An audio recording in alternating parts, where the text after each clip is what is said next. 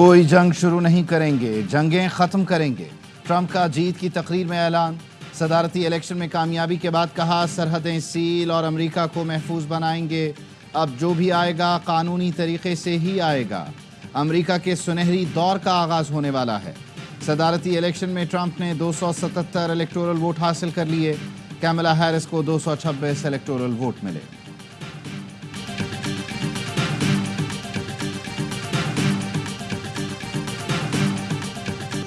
امریکی الیکشن جیتنے پر Donald Trump کو دنیا بھر سے مبارکباد۔ ترک صدر نے کہا اپنے بھائی کو مبارکباد دیتا ہوں۔ حماس نے بھی مشرق وسطیٰ میں جنگ بندی کی امیدیں باندھ لی۔ سعودی فرمانروا شاہ سلمان اور ولی عہد محمد بن سلمان کی جانب سے بھی نیک خواہشات کا اظہار۔ وزیر اعظم شہباز شریف نے بھی مبارکباد دے دی۔ زلفی بخاری نے ٹویٹ کر کے بانی پی ٹی آئی کی جانب سے ٹرمپ کو مبارکباد دی۔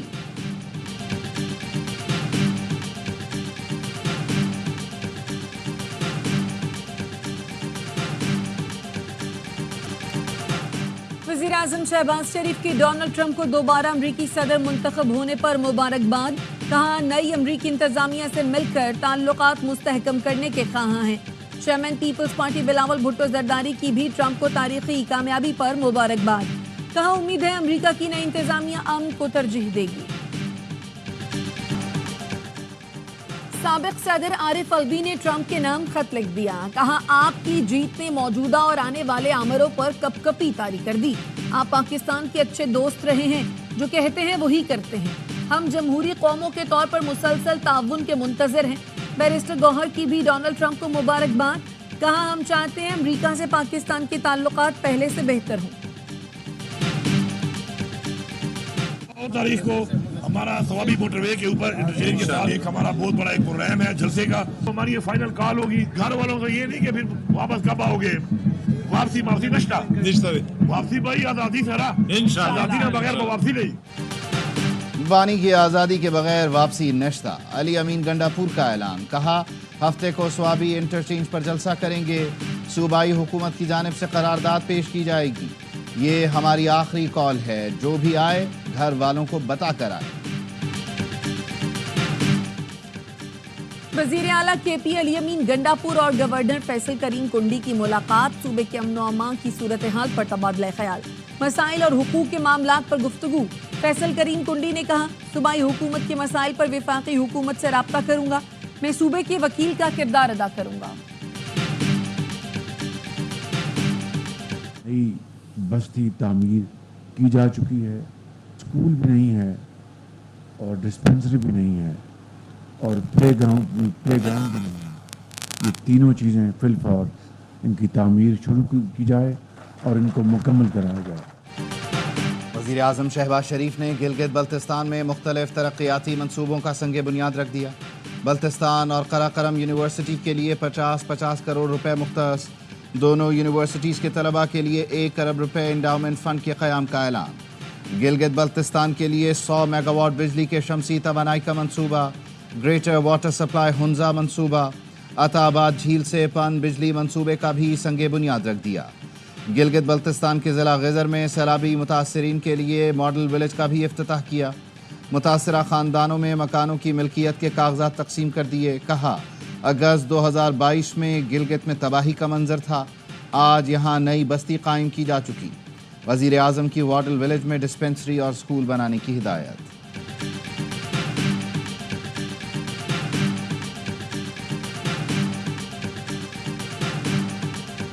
190 ملین پاؤنڈ ریفرنس حتمی مرحلے میں داخل۔ وکلا صفائی کی 35 گواہوں پر جرح مکمل۔ بانی پی ٹی آئی اور ان کی اہلیہ بشرا بی بی کو اڈیالہ جیل راولپنڈی میں احتساب عدالت میں پیش کیا گیا۔ نیب کے وکیل نے کہا اس ریفرنس میں وہ مزید کوئی شواہد پیش کرنا نہیں چاہتے۔ احتساب عدالت نے بانی P T I Bushra be be کے بیان کے لیے 8 نومبر کی تاریخ مقرر کر دی۔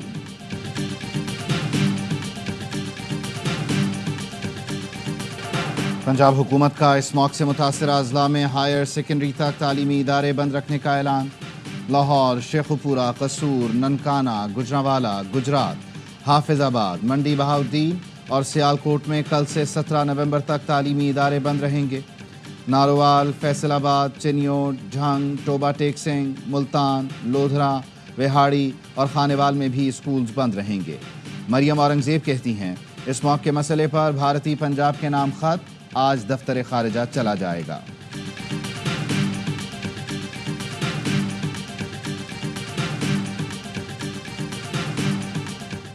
پیپر لیک ہونا صرف بدنامی نہیں، اس سے بچوں کا مستقبل بھی خراب ہوتا ہے۔ ایم ڈی کیٹ سمیت تمام ٹیسٹ میں شفافیت چاہیے، وزیر اعلیٰ سندھ مراد علی شاہ کی ہدایت۔ کابینہ اجلاس میں شرکاء کو بتایا گیا I B A Karachi M D CAT نہیں لینا چاہتی، I B A Sukkur test لے گی۔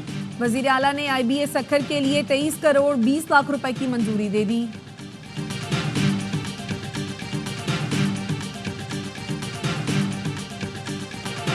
پی ایف اکیڈمی رسالپور میں graduation parade, chairman joint chiefs of staff committee general Sahir Shamshad Mirza کی شرکت۔ کہا مسلح افواج مادر وطن کے دفاع کے لیے پرعزم ہے، پاکستان کشمیری عوام کی جد و جہد آزادی میں ان کے ساتھ کھڑا ہے۔ اسرائیل ظلم اور جبر کے پہاڑ توڑ رہا ہے، پاکستان مسئلہ فلسطین کے 2 ریاستی حل کا مکمل حامی ہے۔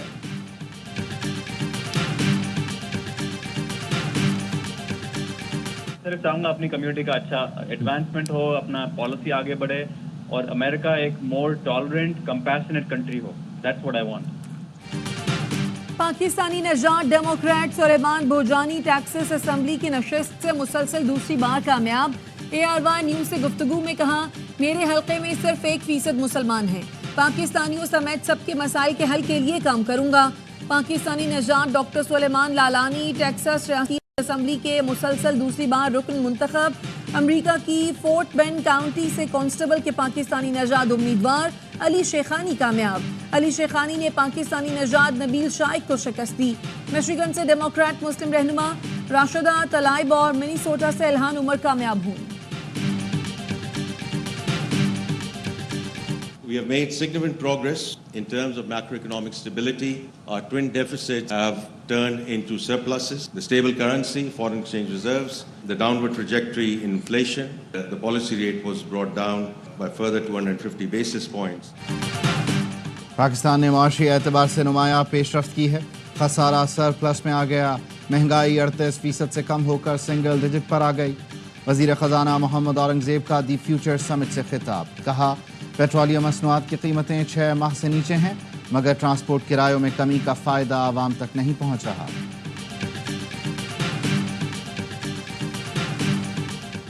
فون پر بات کرنے سے انکار کیوں کیا؟ لڑکے نے لڑکی کو تیزاب پلا دیا۔ ساہیوال میں ملزم عثمان نے 16 سالہ لڑکی کو زبردستی تیزاب پلایا۔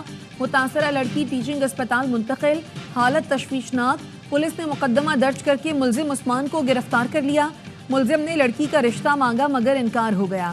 ملزم نے لڑکی کو موبائل فون دینے کی کوشش کی، لڑکی کے انکار پر طیش میں آ گیا۔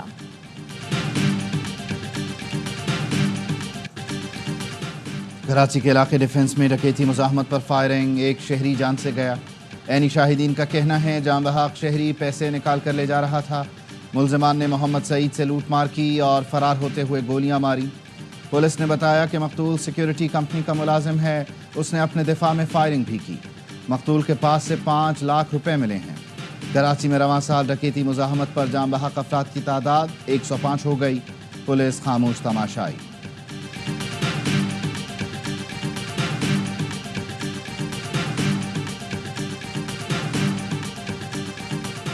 پنجاب میں موٹر وے بنتی ہے تو جی ٹی روڈ کو قائم رکھا جاتا ہے۔ سکھر سے ملتان تک بھی نیشنل ہائی وے کو برقرار رکھا گیا۔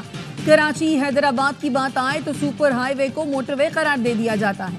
سندھ ہائی کورٹ کے جسٹس ظفر راجپوت کے ریمارکس، کہا ادائیگی کے باوجود جامشورو تا 7 ڈبل روڈ 10 سال میں مکمل نہ ہوا، یہ منصوبہ کسی اور صوبے میں ہوتا تو مکمل ہو چکا ہوتا۔ عدالت نے موٹر وے پر رسائی اور سہولتوں کی فراہمی سے متعلق کیس کی سماعت 27 نومبر تک ملتوی کر دی۔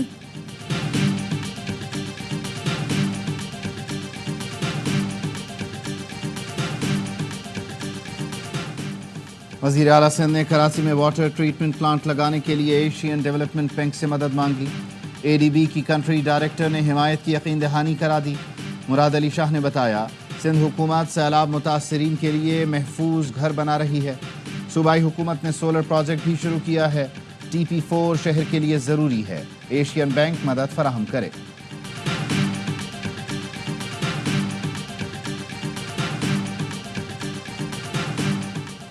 حج اخراجات 11.25 لاکھ سے 12.25 لاکھ کے درمیان ہوں گے. قربانی کے 55,000 علیحدہ دینے ہوں گے.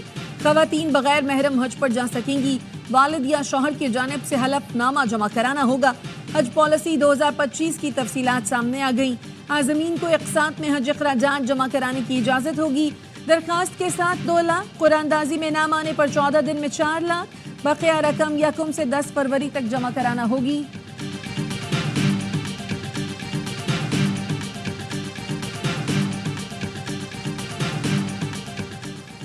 میری زندگی کا سنہری دور کراچی میں گزرا. پاکستان کے پاس بہترین آموں کی فصل ہے. بلوچستان میں زراعت کا انفراسٹرکچر موجود ہے. سرمایہ کاروں کو جہاں تک ممکن ہو آسانی فراہم کرنی چاہیے. متحدہ عرب امارات کے قونصل جنرل بخیت عتیق الرمیتی کا دی فیوچر سمٹ سے خطاب. کہا پاکستان نے متحدہ عرب امارات کو انفراسٹرکچر اور تعاون فراہم کیا. سرمایہ کار UAE آتا ہے تو ہم اسے سہولت فراہم کرتے ہیں.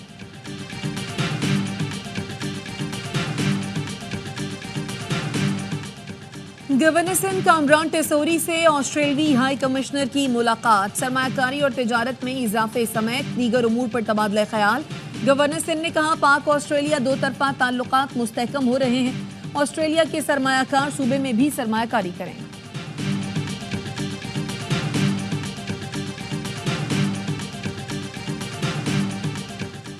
لاہور ہائی کورٹ کا حکومت پنجاب کو مفت اور لازمی تعلیم کا نوٹیفیکیشن جاری کرنے کا حکم. 1 سے 10ویں جماعت تک مفت تعلیم فراہم کرنے کی درخواست پر سماعت کے دوران عدالت نے کہا 18ویں ترمیم کی روشنی میں سپریم کورٹ فری ایجوکیشن فراہم کرنے کا فیصلہ دے چکی. حکومت اعلیٰ عدالتوں کے فیصلے پر عمل درآمد کی پابند ہے.